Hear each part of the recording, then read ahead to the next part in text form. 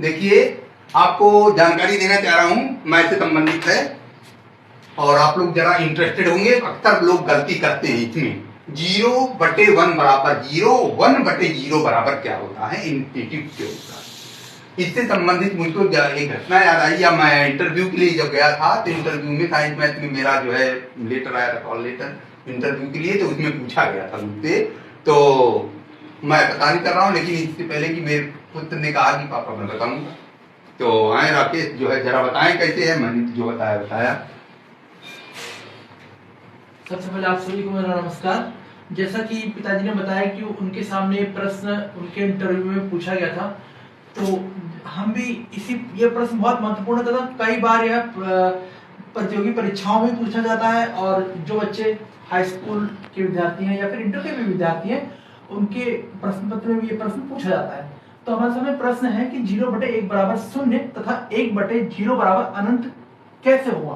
तो हम इस प्रश्न का एक भाग लेंगे जिसमें कि 0/1 बराबर 0, 0/1 बराबर 0। ठीक, तो हमने ठीक उसी की भांति 8/4 बराबर जब हमने किया तो 4 दूनी 8 यानी 2।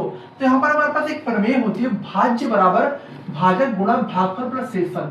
तो भाज्य यहाँ पर 8 है और भाजक है हमारे पास 4 और भागफल है 2। तो 4 दूनी 8, इस प्रकार हम देखते हैं कि 8/4 बराबर 2। तो यहाँ पर 4 दूनी 8 मतलब दोनों पक्ष बराबर। इस प्रकार यह प्रमेय काम करती है। इसी प्रकार 15/5, 15/5 करेंगे तो 5 तिया 15। तो यहाँ पर हम क्या देखते हैं, भाज्य है हमारे पास 15 और भाजक है 5 और भागफल है 3। तो इस प्रकार से 5 तिया 15, तो भागफल यहाँ पर सही 3 आ रहा है। तो और ये दोनों पक्ष बराबर है, इसका मतलब ये यहाँ पर भी सही है। उस प्रकार हमने इसी क्रम में आगे बढ़ते हैं। हमने 0/1 बराबर करना चाहा तो एक के 0 यहाँ पर आ गया आपका भाज्य के लिए और 1 बराबर जो है भाजक हो गया। तो 1 शून्यम शून्य पूरा डिवाइड हो गया और हमें 0 प्राप्त हुआ।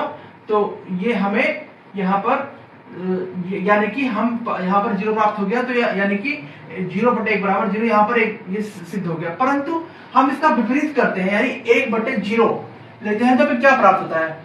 माना हम 1/0 हमें प्रारंभ में पता नहीं है, तो हम मान लेंगे यहाँ पर कि 1/0 पर हमें x प्राप्त होता है।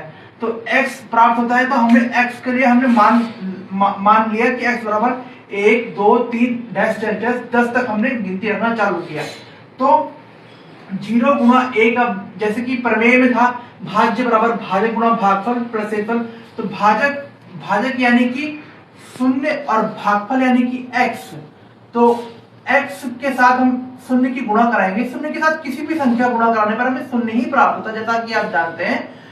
तो 0 की x बराबर 1 रखा, तो यहाँ पर 1 से गुणा कराए 0 प्राप्त हुआ, 2 से गुणा कराए 0 प्राप्त हुआ। और हम करते चले जाएं, हम 10 से गुणा कराएं, चाहे 100 से गुणा कराएं, या फिर से आगे बढ़ते बढ़ते 1000 1200 1500 और अनगिनत संख्याओं तक गुणा कराएंगे, तब भी हमें 0 ही प्राप्त होगा।